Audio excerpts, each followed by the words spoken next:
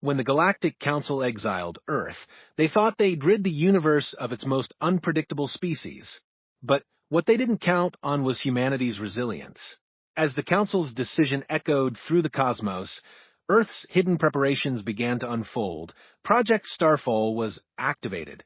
With ancient alien technology now in their hands, humanity mobilized faster than any galaxy had ever anticipated. No longer the helpless, fragile race they once seemed, humans began to evolve at a pace no one could keep up with. The stars had thought to silence them. But instead, they awakened a force that would change the universe forever.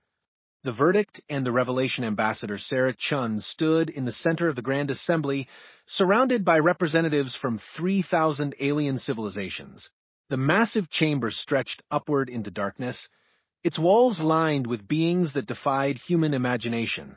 Crystalline entities pulsed with inner light, gaseous forms swirled in containment fields, and mechanical constructs clicked and whirred with each movement.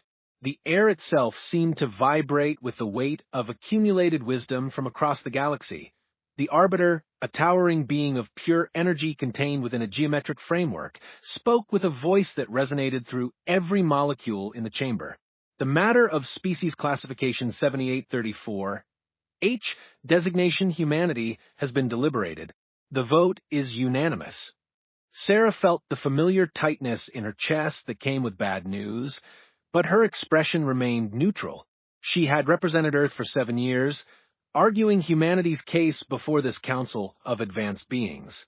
She had shown them human art, human music, human literature. She had spoken of their capacity for growth, their ability to learn from mistakes, their potential for greatness. The Galactic Council finds that humanity poses an unacceptable risk to galactic stability. The Arbiter continued. Your species' aggressive tendencies, unpredictable nature, and rapid technological advancement create variables that threaten the carefully maintained balance of our civilization. Therefore, humanity is hereby exiled from all galactic territories. You have 1 solar rotation to withdraw all human presence from Galactic Council space. The chamber erupted in a symphony of alien communications. Some species expressed satisfaction through flashing lights, others through harmonic vibrations, and a few through the release of specific pheromones. Sarah stood perfectly still, watching the celebration of her species' banishment. Ambassador Chun, the Arbiter addressed her directly. Do you wish to make a final statement before the formal decree is sealed? Sarah looked around the chamber one last time, taking in the sight of 3,000 civilizations that had just voted to cast humanity into the cosmic wilderness. Then she smiled, an expression that seemed to puzzle many of the assembled beings. Thank you, she said simply. You've just given us exactly what we needed. The chamber fell silent. This was not the reaction they had expected. The Arbiter's energy field flickered with what might have been confusion.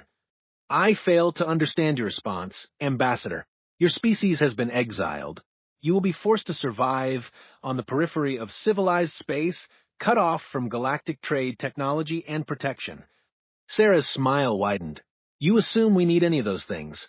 You assume we haven't been preparing for this exact moment for the past 50 years. She activated her wrist communicator, sending a coded message that would change everything. On Earth, deep beneath the Pacific Ocean, Director Marcus Webb received the signal he had been waiting for.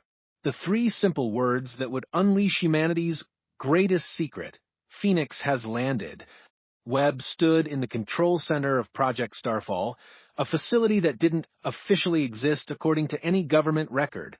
Around him, thousands of scientists, engineers, and military personnel worked at stations that hummed with technologies decades ahead of anything the public knew existed. Ladies and gentlemen, Webb announced over the facility's communication system, we are now officially exiled from the galaxy. You know what that means? Begin Phase 1 of Operation Exodus. The response was immediate and overwhelming. Across Earth, hidden facilities activated simultaneously. Massive ships that had been constructed in secret underground shipyards began their ascent to the surface. Cities that had been built in the depths of oceans rose from the water like mechanical leviathans. The sky filled with vessels that seemed to bend light around them. Their hulls composed of materials that shouldn't have existed according to known physics. Sarah watched through her communicator as the first wave of human ships broke Earth's atmosphere.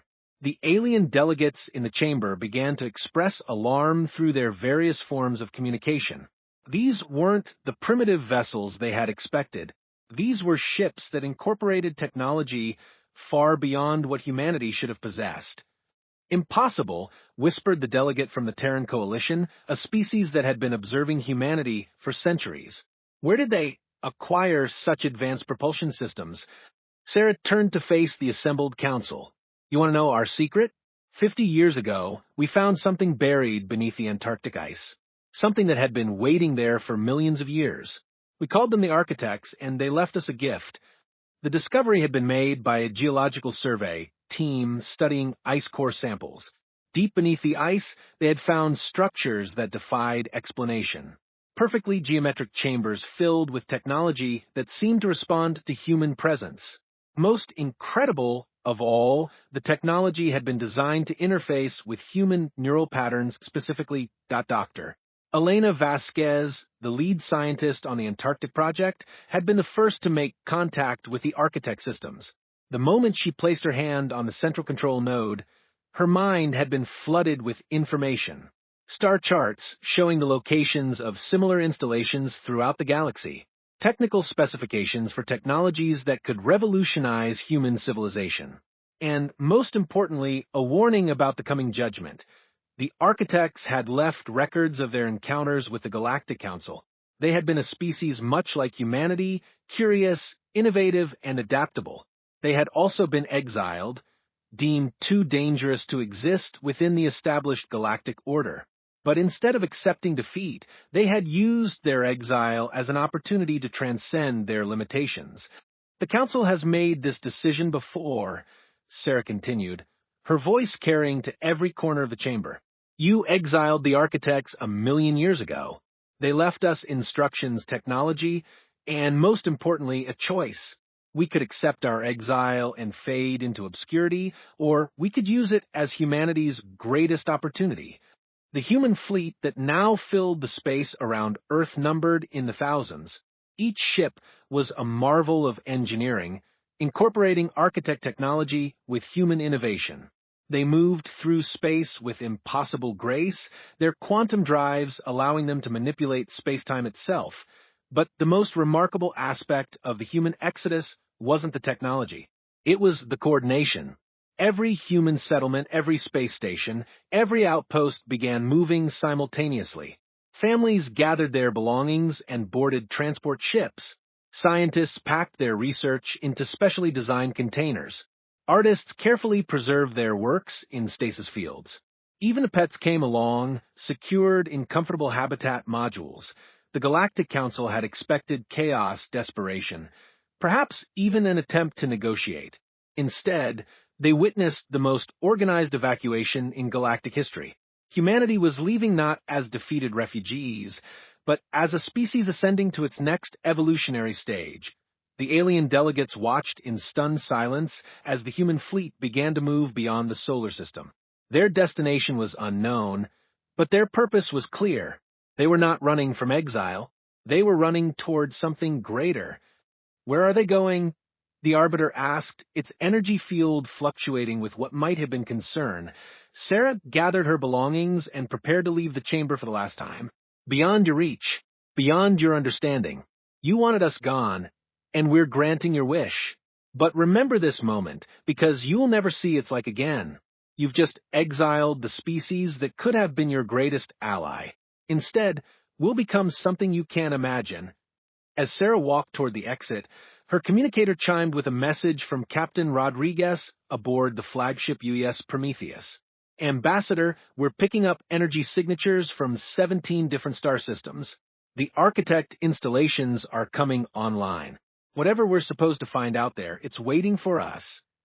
Sarah paused at the chamber's entrance and looked back at the assembled delegates one final time. The galaxy is about to become a much smaller place, she said, and humanity is about to become something much larger. The chamber remained silent as she left, but the cosmic implications of what had just occurred were beginning to sink in. The Galactic Council had not simply exiled a troublesome species. They had activated something that had been dormant for 1,000,000 years, something that had been waiting for the right catalyst to awaken it. As the last human ship disappeared into the void between stars, the ancient architect installations throughout the galaxy began to pulse with new energy. The exile had begun, but it was not an ending. It was a transformation that would reshape the very fabric of galactic civilization. The humans were no longer bound by the limitations of their origin world or the restrictions of galactic law. They had become something unprecedented. A species with the technology of the architects, the adaptability of their own evolution, and the freedom to explore possibilities that the established galactic order had never dared to imagine. The vote had been unanimous. The exile was complete, and somewhere in the vast darkness between galaxies, humanity began to discover what they were truly capable of becoming. Part 2. The Awakening and the Alliance. 3 months after the exile, the human fleet had traveled further than any Galactic Council species had ever dared to venture. They moved through the void between spiral arms, guided by star charts that predated most known civilizations. Captain Elena Rodriguez stood on the bridge of the UES Prometheus, watching as their destination finally appeared on the main view screen. "My God," whispered Dr. Marcus Thompson, the fleet's chief xenoarchaeologist. "It's massive." Before them stretched a structure that defied comprehension. The installation was larger than most moons, its crystalline surface pulsing with patterns of light that seemed to respond to their approach. As the human fleet drew closer, sections of the structure began to unfold like a flower blooming in space, revealing docking bays designed for ships they had never seen. "It's been waiting for us," said Dr. Sarah Kim, the fleet's leading expert on architect technology. "The moment we entered the system, it began activation sequences. This isn't just a way station. It's a gateway." The structure, which they designated as Haven Prime, was unlike anything in human experience. Its interior spaces seemed to shift and adapt to accommodate the human crews that explored it. Corridors widened to comfortable human proportions, atmospheric processors adjusted to provide Earth-normal air, and the lighting systems automatically calibrated to wavelengths that human eyes found pleasant.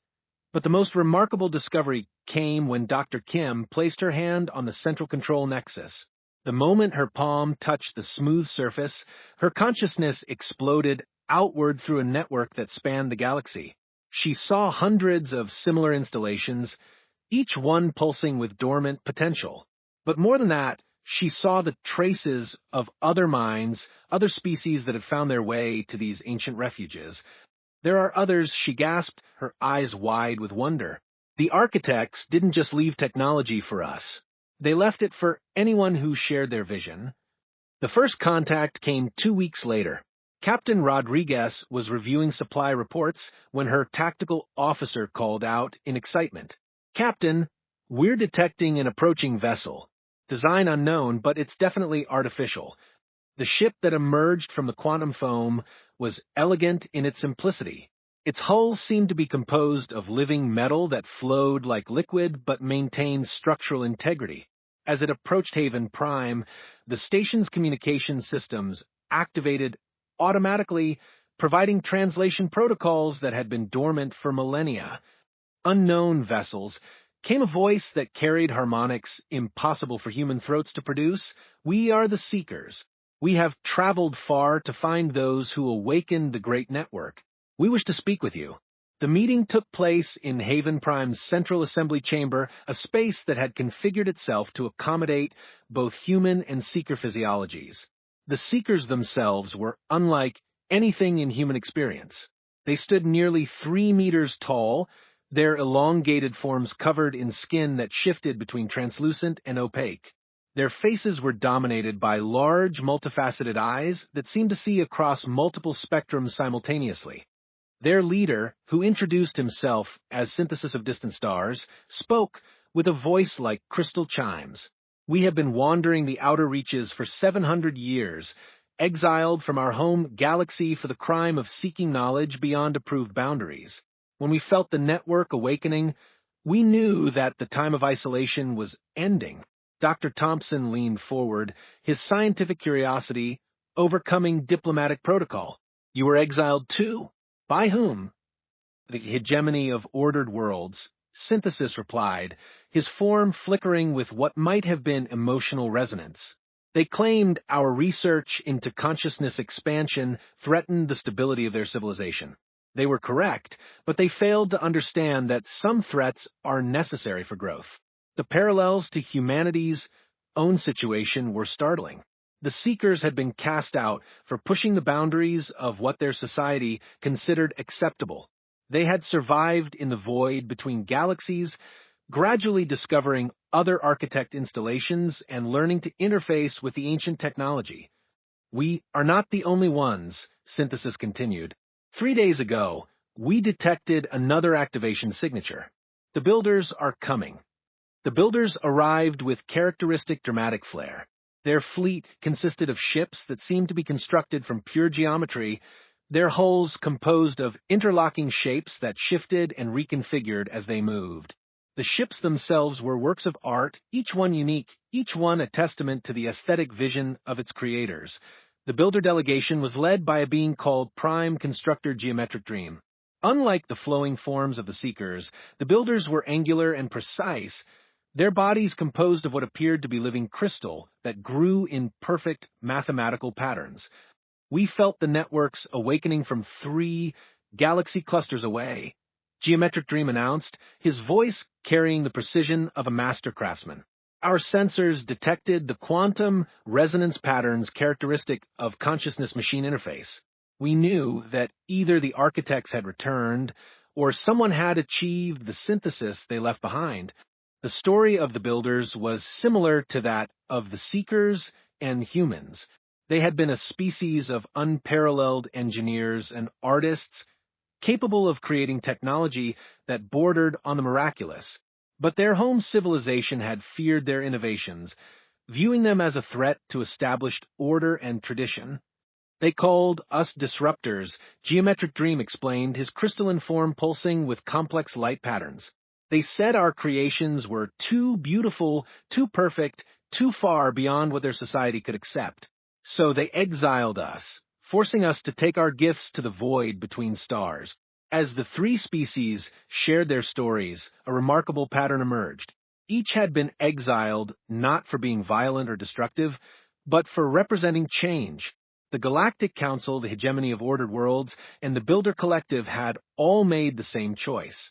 Remove the elements that threatened their stability, rather than embrace the growth those elements represented to Dr. Kim made the connection first.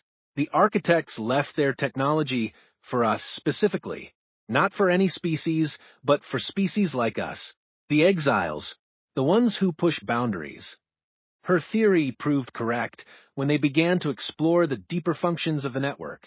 The architect installations were designed to interface with minds that possessed certain characteristics, curiosity, adaptability, and the willingness to embrace change rather than fear it.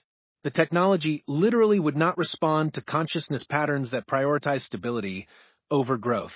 It's a selection mechanism, Dr. Thompson realized. The architects were ensuring that only species capable of transcending their limitations would have access to their legacy. The implications were staggering. The network wasn't just a collection of ancient installations. It was a test, a filter designed to identify species worthy of the architect's ultimate gift, the ability to transcend the boundaries of space, time, and consciousness itself. Working together, the 3 species began to unlock the deeper mysteries of the network.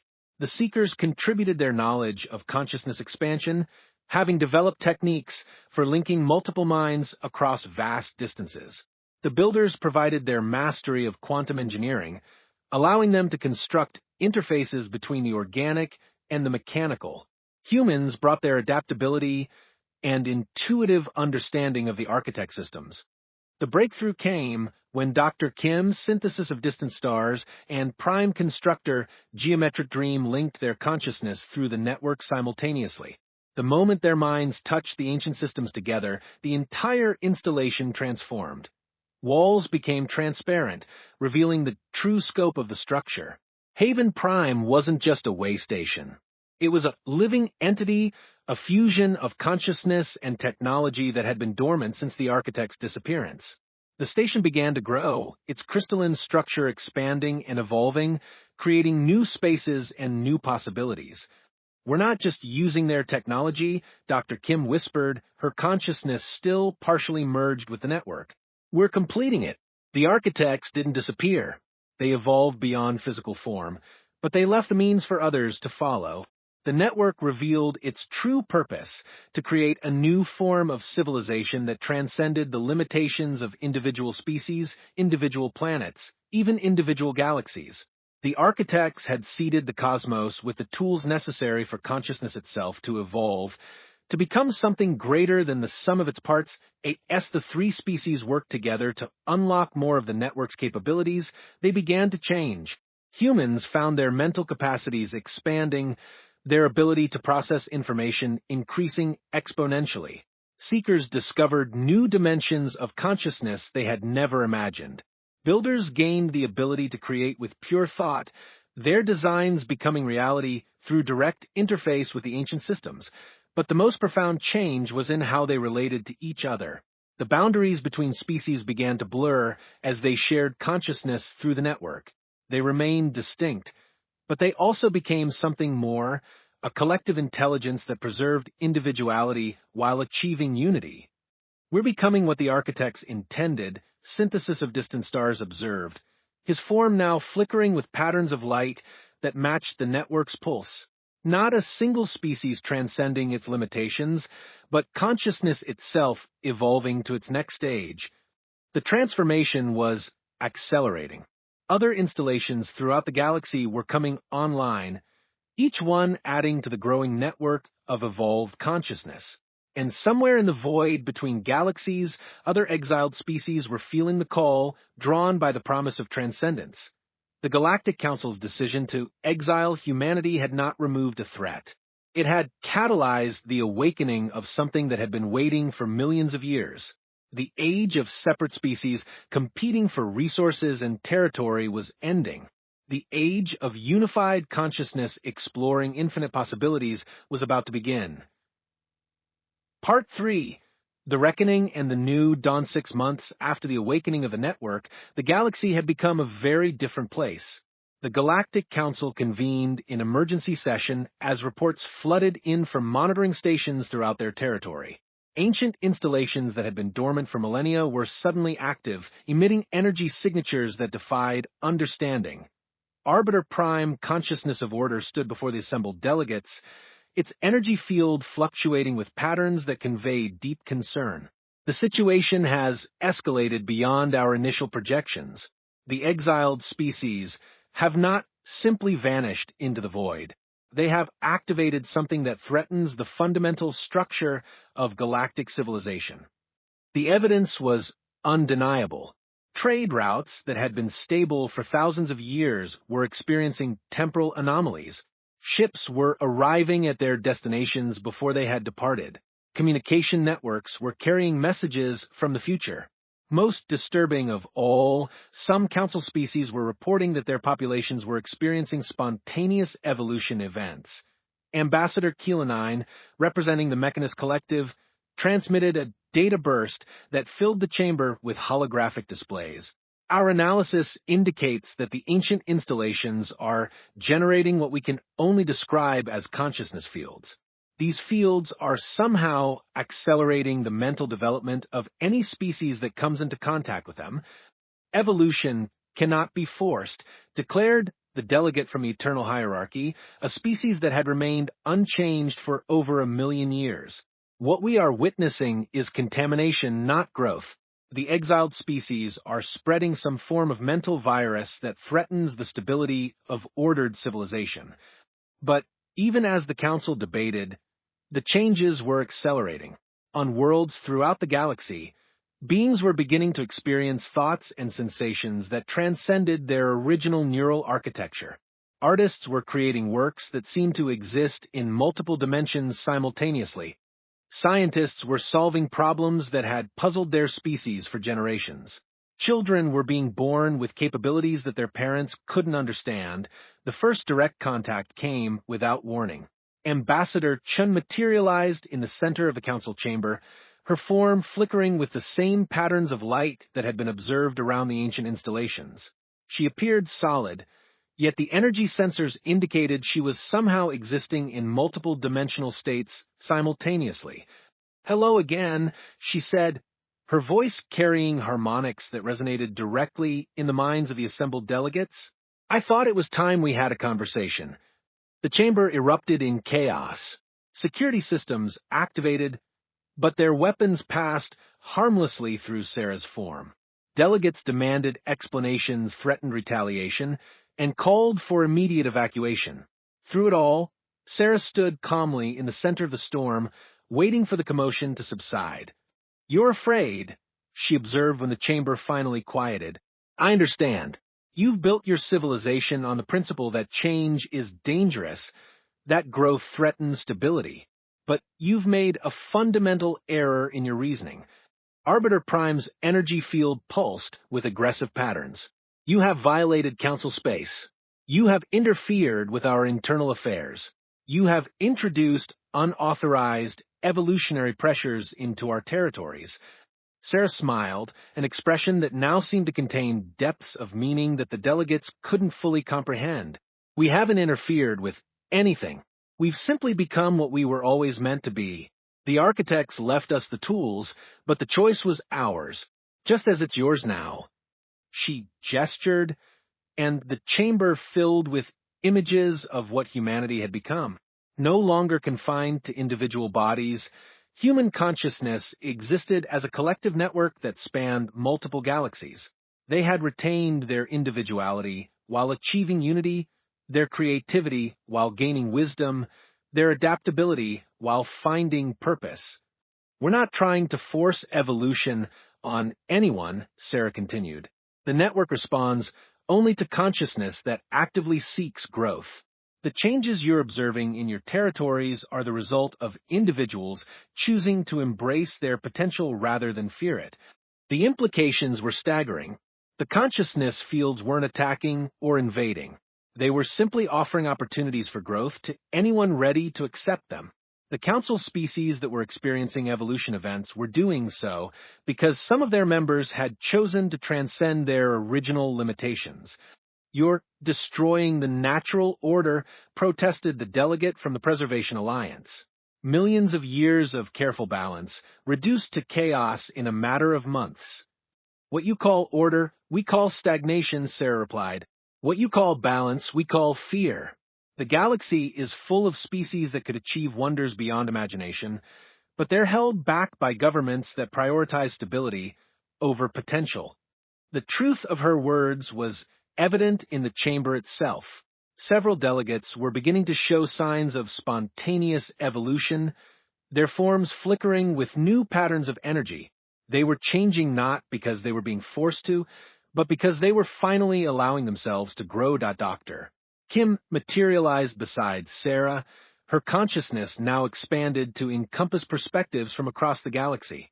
The architects faced the same choice you're facing now. They were offered the chance to transcend their limitations, to become something greater than the sum of their parts. They chose growth over stagnation, potential over security. "And they disappeared," pointed out the Arbiter. "Whatever they became, they are no longer present in this reality." "They didn't disappear," Sarah corrected. "They evolved beyond the need for physical form. They became pure consciousness, infinite and eternal. But they left behind the means for others to follow the same path if they choose to." The offer was implicit, but clear. The council species could continue to exist as they were, bound by their limitations and fears. Or they could embrace the transformation that was already beginning to spread through their territories. The choice was theirs, but the opportunity wouldn't last forever. "The network is reaching critical mass," Dr. Kim explained. "Soon, it will have evolved beyond the need for the original installations. Consciousness itself will become the medium of growth.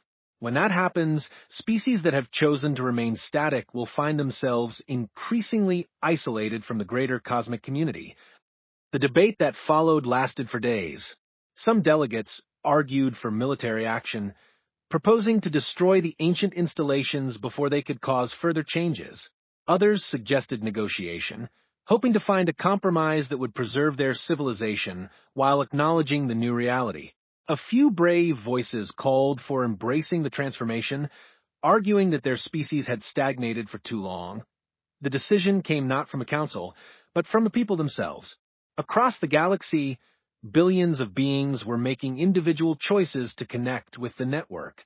They were choosing growth over stagnation, potential over security, transcendence over limitation. The first council world to fully embrace the transformation was Kepler Prime, home to the Harmonious Collective. The entire population linked their consciousness simultaneously, creating a planetary mind that pulsed with creativity and wisdom. Within hours, they had solved energy problems that had plagued their civilization for millennia and begun constructing technologies that seemed to bend the laws of physics. Other worlds followed quickly. The artistic enclaves of the Nebula Cluster evolved into beings of pure creative expression, their art becoming reality through direct manipulation of quantum fields. The philosophical hierarchies of the inner rim transcended their physical forms entirely, becoming entities of pure thought that existed across multiple dimensions simultaneously. The transformation wasn't forced. It was chosen. And with each choice, the galaxy became a little brighter, a little more creative, a little more alive. Sarah appeared one final time before the Galactic Council, but now she was not alone.